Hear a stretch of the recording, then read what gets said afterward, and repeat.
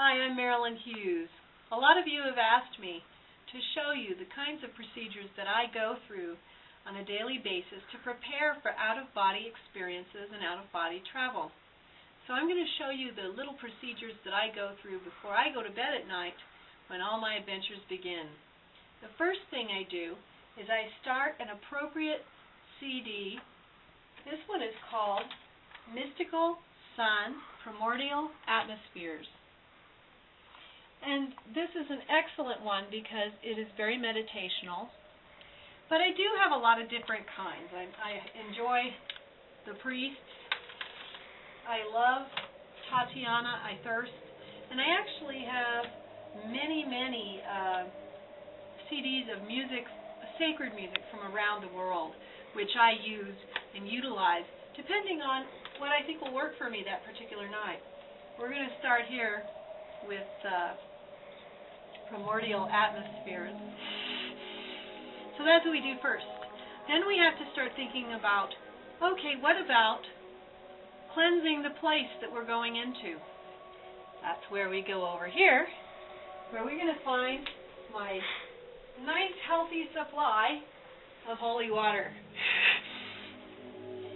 Because I work at the church, I'm lucky enough to be able to have access to this as much as I want. But most people can go to a Catholic church and ask for holy water. You might have to pay for a little bit for the container, $1 or so. But you can get the holy water at any Catholic church. And this is one of the very important things to do when you're planning to have spiritual experiences and you want to purify your space. And so I will go through the room and I will do this.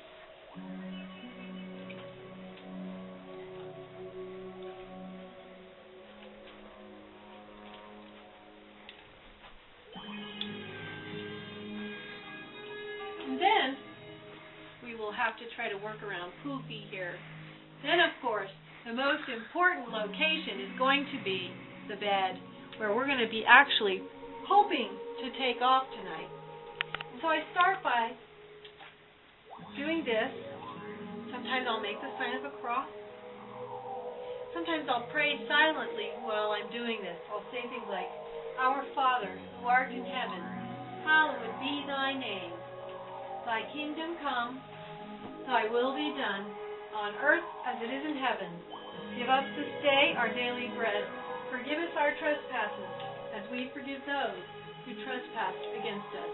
Lead us not into temptation, but deliver us from evil. After the place has been cleansed with holy water, there's another cleansing that must take place. Incense. Incense has a powerful ability to help our souls reach a little higher. I use different kinds, and everyone can use the kind that works for them. I love classic champa, which is what I'm going to use right now. But on a daily basis, I actually use this kind, which is called, this is from Japan, and it's called patchouli. But I'm going to pull out some champa, because champa has some special qualities that I have found to be very helpful in bringing the senses to the place where you can have a mystical experience. And let me show you how I do this. I don't just put it in an incense burner. I kind of do the same thing with this that I did with the holy water.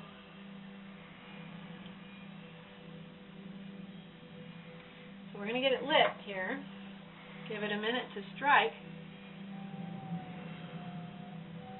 So we take it around the room.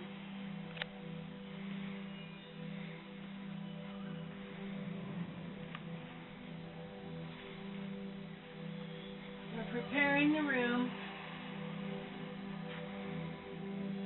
to open a veil.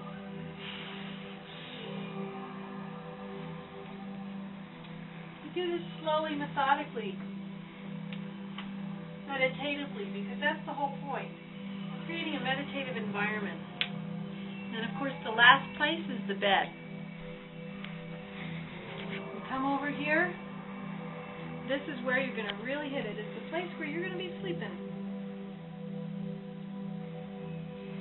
It's looking a little wet. No worries, it dries quickly.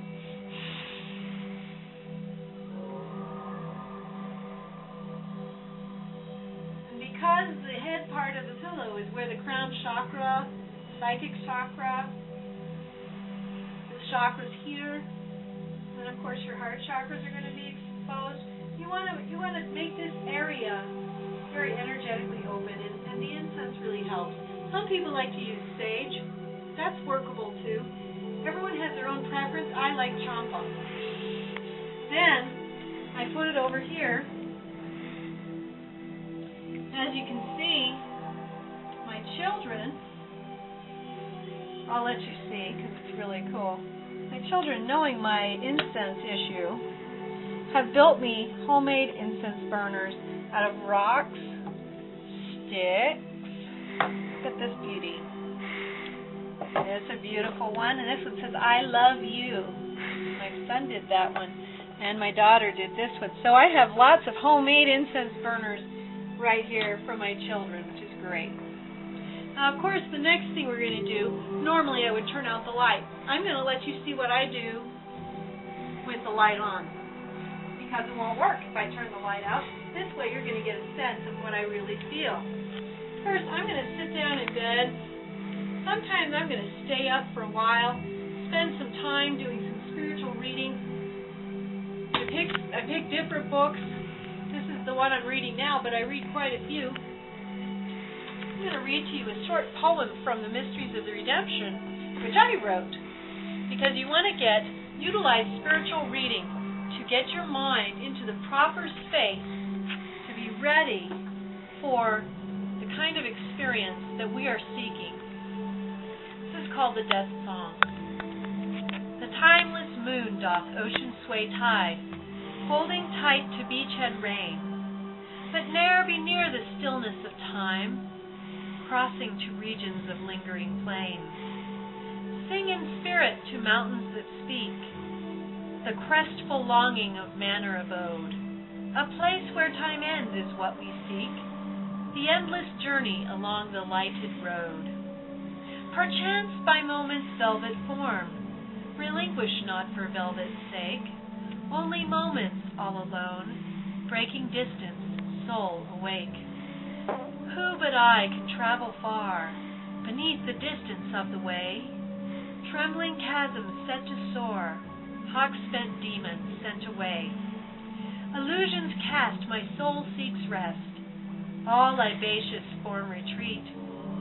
Sails of light, exuding masts, light calls forth from God's great feet. Cyclic change to earth renown, casts foreseen in timely rain. Come to cleanse, immortal soul, time will end, but stay the same. Forage all that light retreats. So after I've spent a good amount of time in spiritual reading, I'm going to then retire, and I'm going to show you some of the things that I do to prepare